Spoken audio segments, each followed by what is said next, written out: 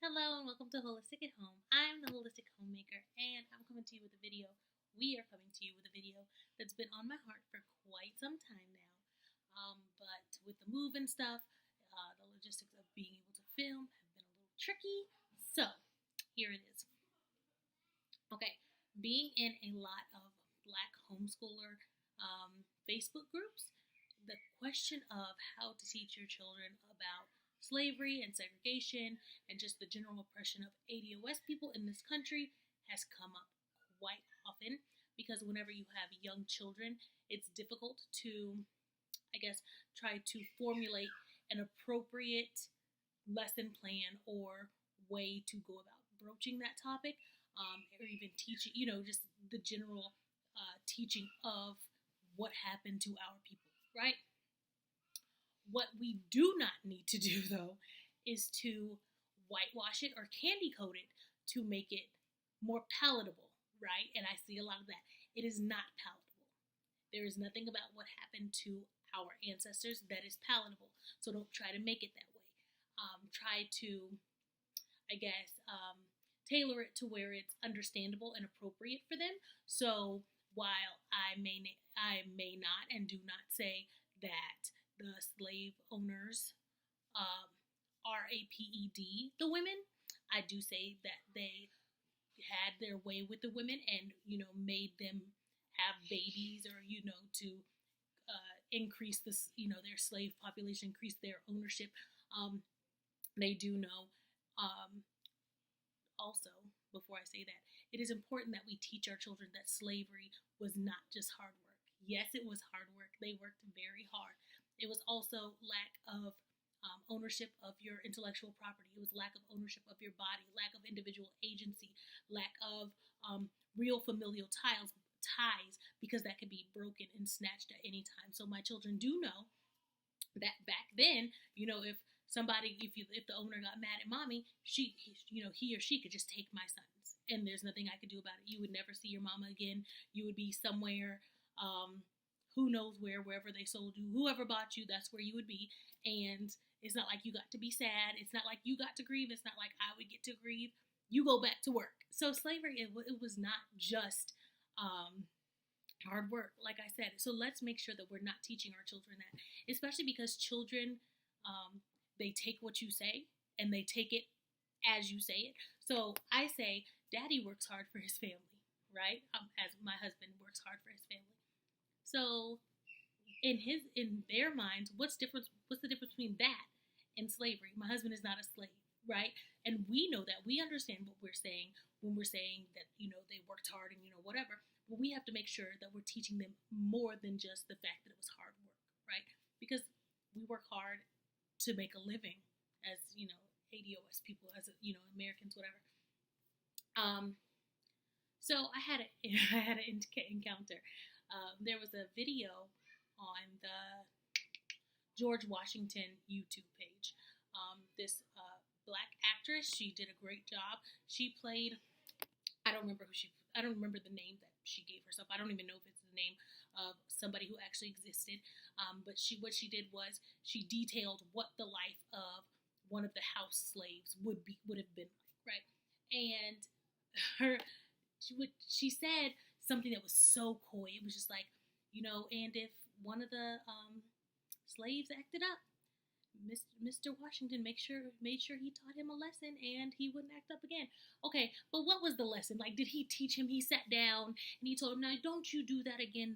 I don't like that you do that. As your owner, I forbid you to do that again. Okay, no, that is not what happened, right? And as an educational page, don't tell people that's what happened. So I made a comment and it was kind of like, I wonder how he taught him that lesson.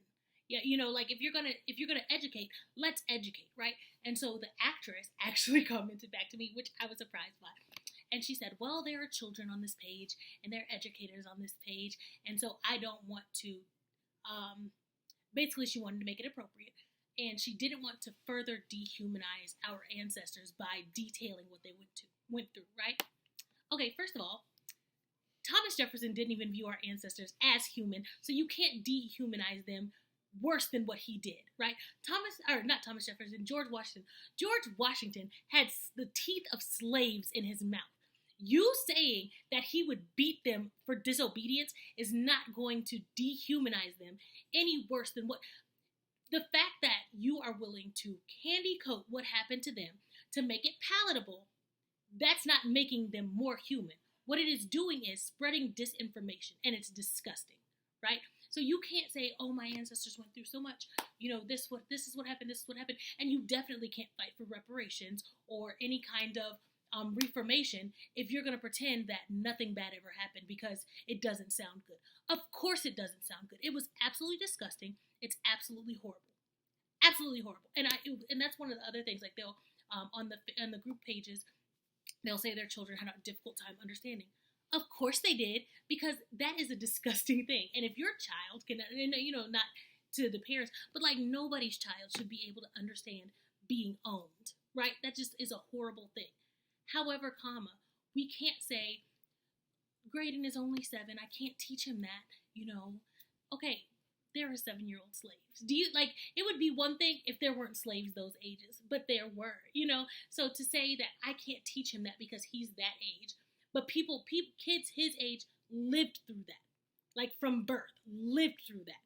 And if you don't think that they didn't know their roles and what they better not do and what they should do or could do, you're crazy. So I can't, in good conscience, and dishonor my ancestors by saying, like, at some point, my ancestor was a 7-year-old slave. So I can't say I can't teach my 7-year-old because he's too young. And there were slaves that young. Like that is just silly to me. And to me, it is very disrespectful.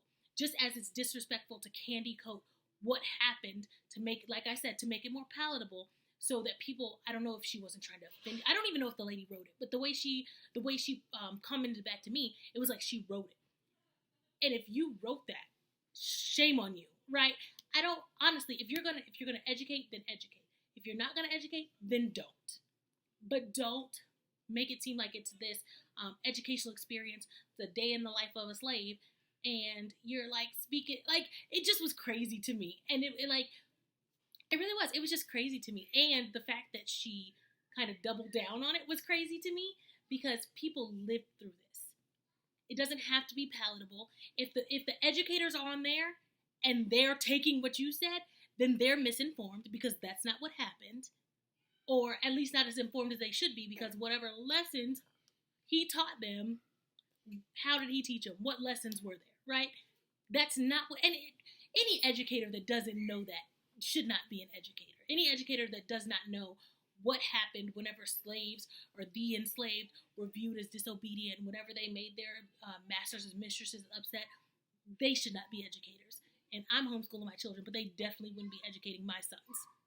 So that is one thing that has been on my heart. So homeschoolers, take it as a challenge. I know it's difficult. It's difficult for me. When they ask questions, sometimes I have a difficult time answering it. Sometimes I have to take time to think about it, but I never just decide, no, I can't answer that because he's 7. No, I can't answer that because he's 5, whatever. What I do get, which is a natural emotion, I feel like, and I feel like a lot of us don't want our children to translate the feelings that they have about that experience to present day. And that's a conversation you're going to have, because that would be a normal emotion for them to have, or to be uneasy toward, whoever, right? I mean, if you're going to teach history, then teach history. If you're not going to teach history, then don't. But don't. And here's the thing. If you come across my sons, they'll help you learn it, because I don't candy coat it for them. They know it was horrible. They know that my grandmother, their great granny, was a sharecropper. They know what that means. They know, like I said, they know that, like, familiar relationships during slavery, that wasn't a thing. I may not have even raised you. You may have been raised by another person, but I could look across the field and be like, I birthed that one. I knew I had that one, but I can't raise my son. And imagine that. Imagine, one of my sons or all of my sons being sold away, and I don't even get time to grieve because I got to get back to work, because that's not my son. That is the property of whoever, right? That is what slavery was. It wasn't just hard work. And I think it's so important for us to teach our children that, that it was more than hard work. And I really do. I just think it's a very, I don't want to say lazy, but it's almost disgusting, right? Because it so trivializes what our ancestors had to live through, right? The fact that they could be sold away from their families at any moment, just and not like down the road. He could be 7 years old, taken away. I would never see my son again. He would never see me again. We both got to get back to work. And maybe I got to have another baby because I'm fertile and the master wants some more slaves. But I can't grieve for him, but he's gone. And I know that any child that I have could be subject to the same fate. And what can I do about it? I'm a piece of property. And we've had that conversation. And I think that's a very important conversation to have as well, because they think of the enslaved as people, because they know that the enslaved were their ancestors. So of course they're people to us, right? But they were property. And I took a bowl and I threw the bowl because they asked, well, could they kill them? They were property. They could do, the slave owners could do whatever they wanted because our ancestors were property. They were not viewed as people. So while they may not want to kill them because it would be a waste of money and they would just have to buy another slave, they absolutely could. And who would do what? They could beat them. They could do whatever. The women, they could RAPE them. And who would do what? They were property, right? So let's make sure that we are educating our children in a way that really gives them what history our ancestors fought for themselves to survive so that we could be here. Let's not dishonor them in a way that trivializes what they lived through. I get that it doesn't sound good. I get that it doesn't feel good to talk about it. They know that on my mom's side, one of our ancestors is a slave owner and the other ancestor is a slave, right? They know that. They don't. He's 7. He doesn't know how, right? But they understand what that means. We do not have any money from the white side. They got a whole ton of land. We didn't get any of that because she was property. What?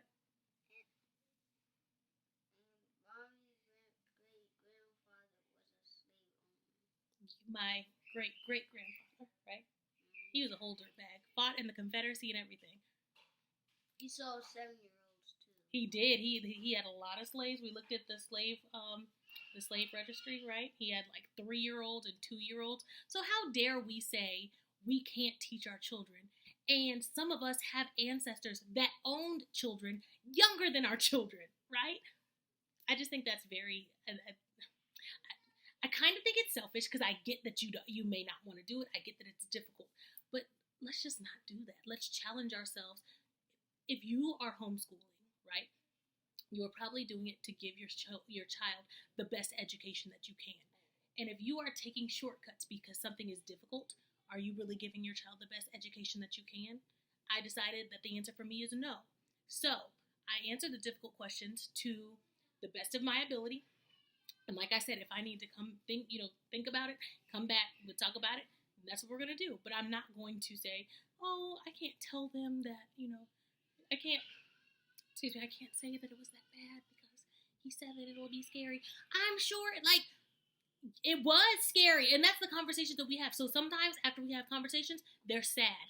They should be sad. Absolutely. It was horrible. They should be sad.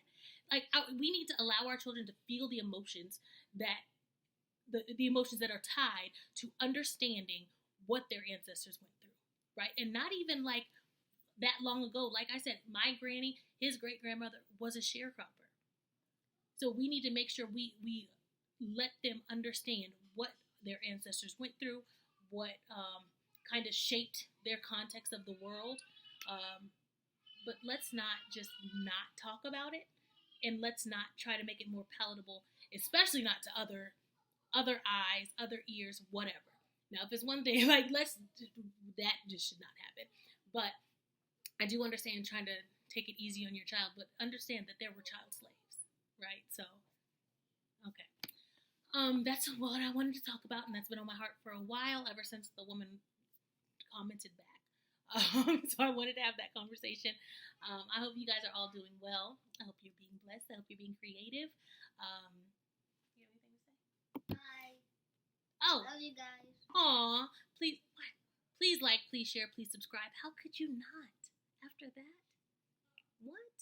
Anyways, let's keep educating. Let's keep cultivating. Let's keep reaching higher, guys. There's always improvements to be made. There's always deeper depths that can be reached. And we are going to do this, right? We've decided that we are going to revolutionize this education. And so let's do it. Our children can learn from the public school system that slaves worked hard. What is the difference between what we're going to teach them and what they're going to teach them? All right. I hope you guys are having a great day. Be patient with yourselves and each other. Give grace to yourselves and each other. Bye. I love you.